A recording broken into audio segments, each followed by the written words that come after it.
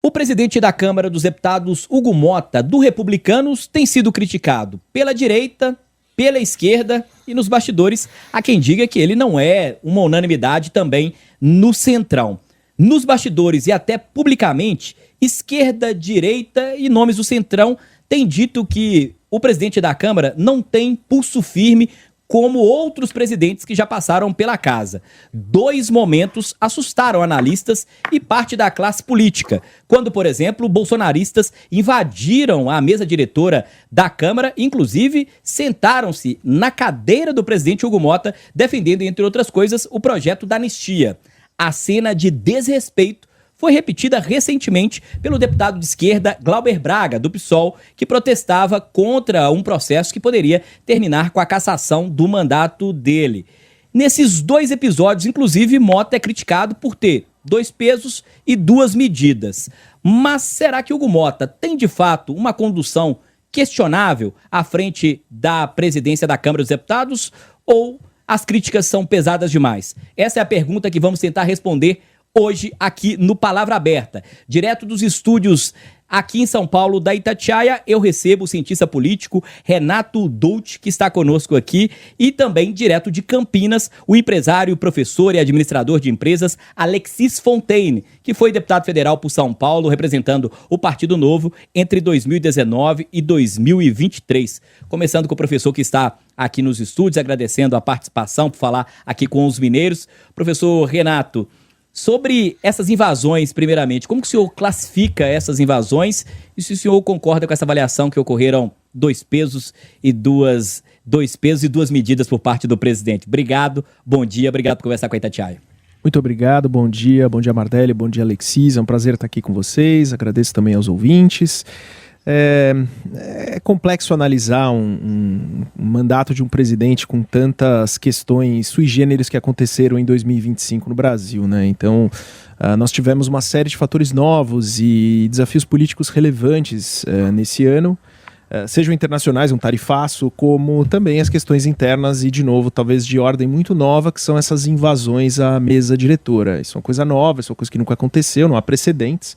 Então, tivemos um episódio em agosto e tivemos um episódio ligado aos deputados da direita e tivemos o episódio recente do deputado Glauber Braga em relação à votação da sua cassação, agora super recentemente também no começo de dezembro. Então, primeiro acho que vale o ponto de que são fatos novos e a natureza de como lidar com esse tipo de situação é muito difícil, isso nunca aconteceu, então é mais complexo entender a decisão de um presidente da casa, o que fazer, se ele usa força, se ele não usa força, como lidar com esse tipo de fator. Então, acho que essa quebra de protocolo ela é nova num presidente que é questionado pela direita, pela esquerda, pelo centrão.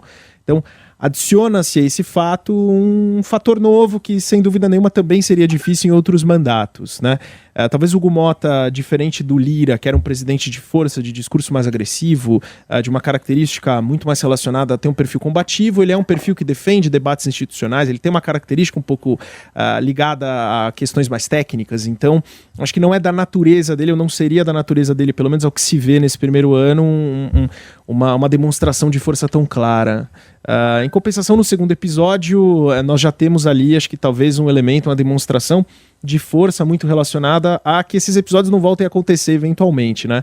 Temos uma novidade da interrupção da transmissão da TV Câmara, que foi um fato novo também. Então, muitos fatos novos aconteceram em relação a isso e, sem dúvida, pode-se colocar na conta dos dois pesos e duas medidas, porque simbolizava um ato da esquerda e um ato da direita, né? No caso da direita primeiro e da esquerda, mas subsequentemente nós temos aí uma questão relevante que envolve esse fato de que era um precedente novo e talvez esse segundo ponto possa marcar uma posição de que isso não pode acontecer e que, se for necessário o uso de força, vai ser realizado esse procedimento dentro do Congresso. Senhor Alexis, além de acompanhar esse cenário político de perto, o senhor já esteve na Câmara dos Deputados, lidou no dia a dia ali com presidentes. Queria ouvir sua avaliação, como que o senhor definiria essas invasões e se o senhor acredita se de fato houve dois pesos e duas medidas? Bom dia, seja bem-vindo a Itatiaia. Bom dia, Mardelli, bom dia, Renato e os ouvintes aqui da Itatiaia.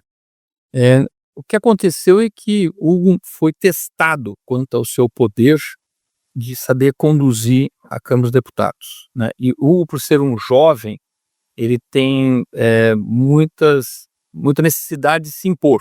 Ele não é uma pessoa que tem uma liderança natural. E nos dois eventos, ele falhou em algo que é fundamental dentro da Câmara dos Deputados, que é dar a palavra. Porque não se passa recibo, não se faz contrato. Então fez um acordo, o acordo tem que ser cumprido. E se você não cumprir esse acordo, você acaba perdendo muita credibilidade e o poder.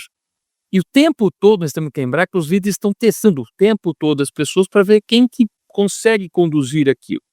Falta talvez horas de voo, falta talvez a experiência de lidar com tantos líderes, né? Vamos lembrar que ninguém foi votado por menos de 200 mil votos, quer dizer, você tem muita gente com muita representatividade e com muita testosterona ou outro hormônio que seja do poder feminino.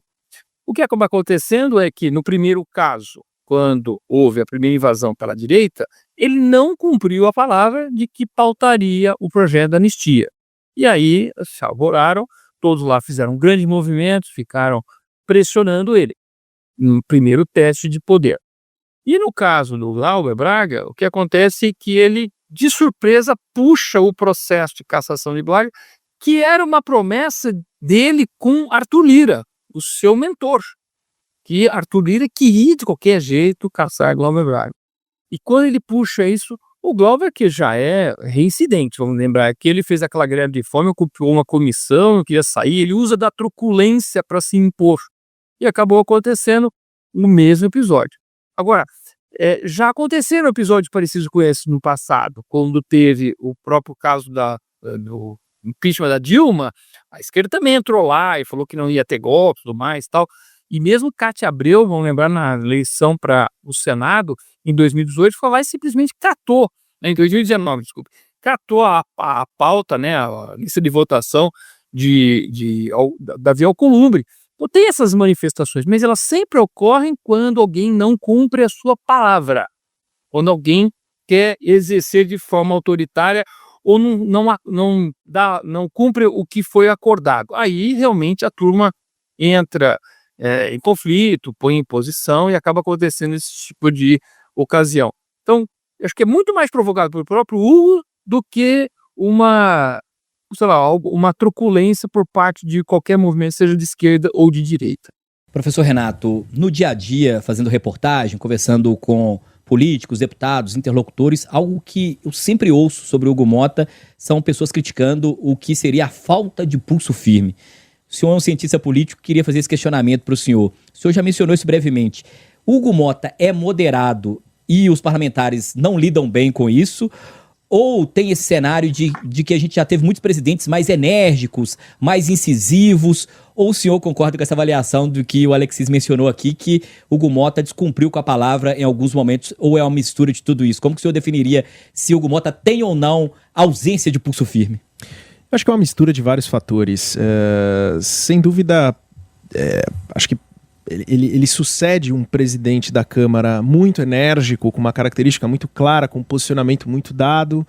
É o primeiro ano do seu mandato, é um deputado jovem, era tido, inclusive antes desse mandato, como um perfil mais técnico. A expectativa é que ele seria um presidente mais moderado, com um discurso menos enfático, menos agressivo, e de alguma forma muitos desses pontos sim são provados, né? O Hugo Motta é um presidente com uma característica que está sempre tentando trazer um discurso institucional, um tom mais moderado nas suas conversas e uma certa ideia de uma defesa da legitimidade da casa.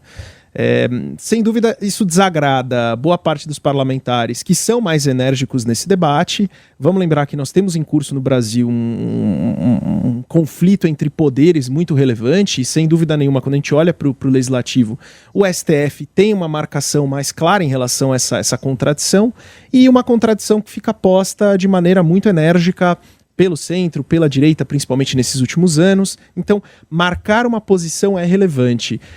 Talvez trazer aqui PL da dosimetria acaba sendo representativo em relação a esse ponto, porque é uma marcação de uma questão ligada ao STF, todos os debates em relação às revisões das penas. Agora, se isso está posto da forma como boa parte dos parlamentares colocam que gostariam que isso fosse feito, de uma maneira mais enérgica, mais simbólica, mais clara, não.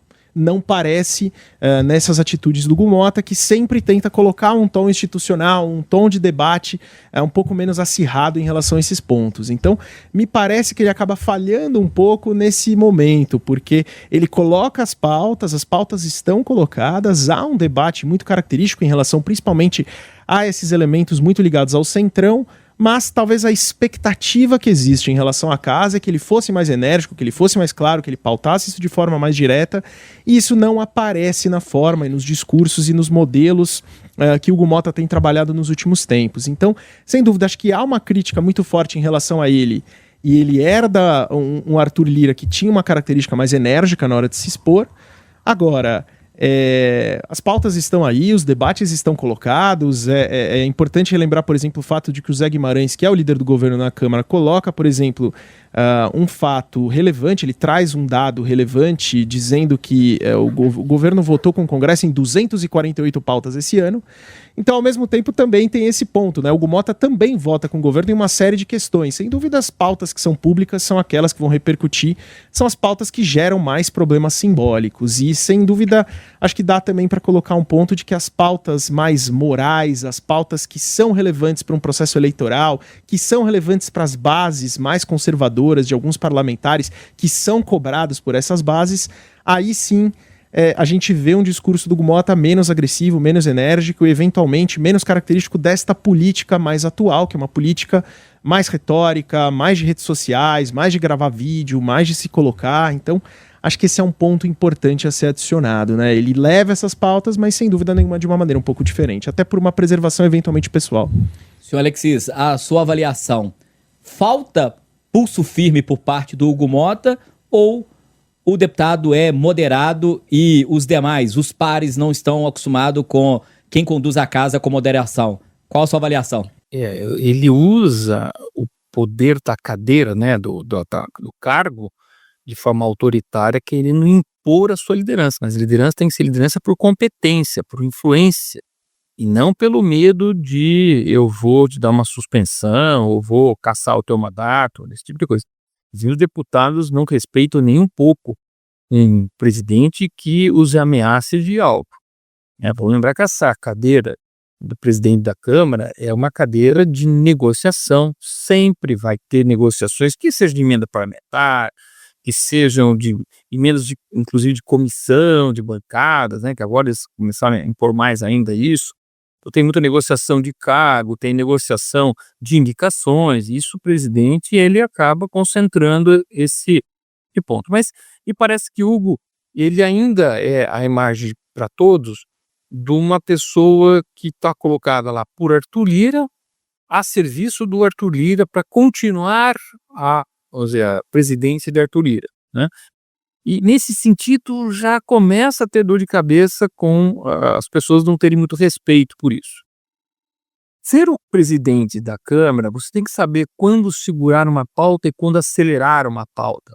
Você tem que colocar uma pauta para votar quando você já tem segurança de que essa pauta vai ser vitoriosa ou vai ser derrotada, se esse for o desejo, né, do grupo de poder que está manipulando aquele jogo, né? É muita ilusão de qualquer um dos ouvintes aqui achar que quando uma pauta vai para votação não se saiba já o resultado. Pelo contrário, os resultados já estão todos definidos. É muito raro uma votação sair da mão, escapar do controle. E aí esse é o ponto que quando um presidente é derrotado numa uma votação qualquer que seja, ele fica pequeno, fica menor. É o que aconteceu na própria cassação de Glauber Braga, que não aconteceu. Virou uma suspensão de 6 meses, mais tal. Por quê? Porque o Arthur Lira queria muito a cassação de Glauber Braga. Mas ele percebeu que não tinha voto, ele trabalhou mal, ele não conseguiu negociar. O governo, obviamente, entrou, né, com poder mais para evitar essa derrota. E acabou que ele mostrou fraqueza. Mostrou fraqueza nessa cadeira, não existe vácuo no poder. Alguém vai entrar. E aí vira inferno para ele. Sabe aquele tipo de juiz que deixa acontecer um monte de coisa em campo e daqui a pouco ele tem que começar a distribuir cartão amarelo e vermelho para todo mundo? E ele perde o controle do jogo? É exatamente a mesma coisa. Porque nós estamos falando de talentos dos dois lados e todo mundo quer testar o juiz. Então, falta, eu digo que falta horas de voo, falta respeito natural, não aquele que ele possa ter com o poder da cadeira. Então está faltando para ele saber se impor.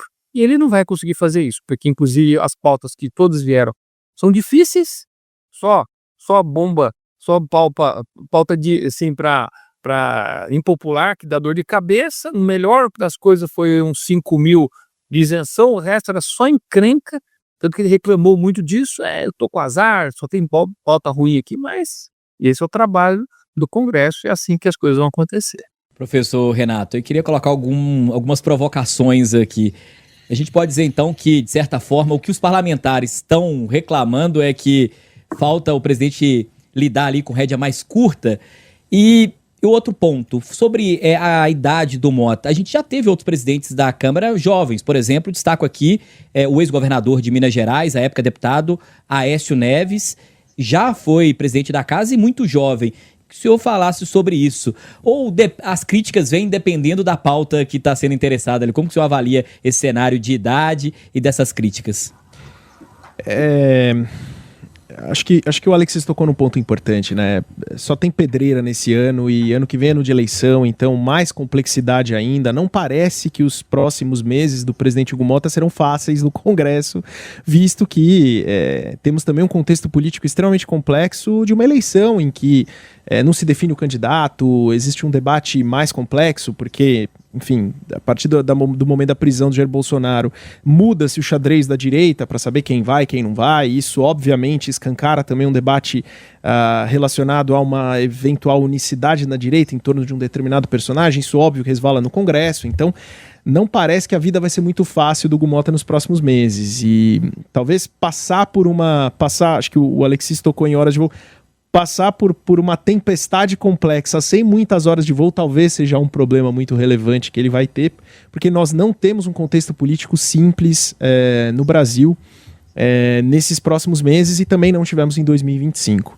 Há outros debates que acabaram ficando de lado também, que são debates relacionados a questões fiscais e que marcam muito também a presidência do Arthur Lira, né, que trouxe debates econômicos, PEC dos precatórios e uma série de outras questões relacionadas a questões fiscais, e se esperava um pouco esse ano também, um pouco desses debates por parte do presidente, colocar em votação esses processos, e o presidente controla a pauta, ele controla a votação. Então, quando eu digo que ele controla a votação, ele também controlou a votação do PL, também colocou a cassação do Glauber. Então, ele escolheu os momentos que, de alguma forma, poderiam atrapalhar um pouco ou adiantar a sua vida. Talvez não tenha colocado nas horas certas, talvez tenha adiantado alguns desses processos, desagradou a opinião pública, desagradou seus colegas na casa e também desagradou o governo, né? Desagradou o STF. Então, não parece um saldo muito positivo.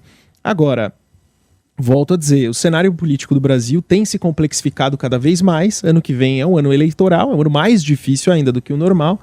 Então não parece que a vida vai ser muito fácil para ele. E talvez seus colegas vão precisar ajudar um pouco em relação a esses perfis. Mas, reafirmo aqui também um ponto relevante. Existe uma interpretação hoje no Congresso que, apesar dos pesares, Hugo sai fortalecido. Isso é uma visão, inclusive, do próprio governo, né? O Zé Guimarães traz esse ponto, dizendo que ele sai fortalecido. Talvez saia fortalecido porque rompeu com o Lindbergh e depois, de alguma forma, conseguiram encontrar algum caminho, mas há uma dificuldade bastante eminente aí para os próximos meses e, sem dúvida, a gente vai conseguir entender se ele vai conseguir navegar ou voar por essa tempestade. Senhor Alexis, para encerrar aqui o Palavra Aberta, perguntas para o senhor. Como sai o Hugo Mota desse primeiro ano? Fortalecido, enfraquecido, e se eventualmente a condução dele pode prejudicar até eventualmente uma reeleição no estado que ele representa? A sua avaliação final. Eu entendo que ele sai extremamente enfraquecido, que inclusive o próprio mentor dele o abandonou, quando disse que ele estava sendo muito errático, que ele ia fazer uma confusão, era uma grande decepção. Ou seja, ele agora nem tem mais esse grande apoio do centrão poderoso que Arthur Lira tinha. Ele está agora por conta, tendo que mostrar para o seu próprio serviço. E ele também tem essas questões de fazer esse difícil com o governo, e aí depois tenta aproximar e tudo mais. Ou seja, qual é o grupo dele? Como é que ele definitivamente está se posicionando lá dentro? Lembra que ele tinha uma reforma que todo presidente de casa quer ter uma reforma que seja dele, né? Arthur Lira queria a reforma tributária, o próprio o Temer, na época, tinha lá o Rodrigo Maia, tinha a reforma trabalhista, depois teve a da Previdência, e a de administrativa, o queria que fosse dele. Muito difícil ele conseguir isso agora, porque ele não tem força para poder conduzir isso, porque ninguém acredita muito nisso. E o próprio governo não vai querer mexer num assunto desse em ano eleitoral, porque isso mexe com uma casta de, né, servidores públicos que tem muitos privilégios, e se tem uma coisa que eles não querem é perder nenhum privilégio. Ou seja, Hugo vai passar por uma presidência sem deixar marcas no seu estado. Eu não entendo muito bem como é que funciona o jogo lá, mas como é um jogo de coronéis, né? Porque lá é o verdadeiro coronelismo, e a família dele é uma família tradicional, eu acho que ele acaba se reelegendo, acho que não tem esse problema. Talvez desgastado, mas ainda é a ideia do poder, e de um poder que tem muita emenda, porque presidente da Câmara tem o controle das emendas, tanto de bancada quanto de comissões, porque é ele que define as coisas, que é o que Arthur Lira fazia. O Arthur Lira tinha muitos recursos, porque ele queria ser eleito senador. Vai ter seus problemas lá, porque vai ter muita competição em Alagoas.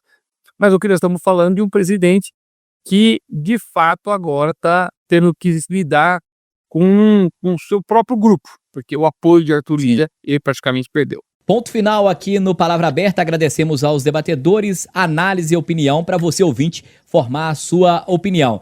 Nós contamos aqui com a participação do cientista político Renato Doudt e, direto de Campinas, o empresário, professor e administrador de empresas Alexis Fontaine, que foi deputado federal por São Paulo, representando o Partido Novo entre 2019 e 2023. Termina aqui, Palavra Aberta. Obrigado pela audiência, ouvinte.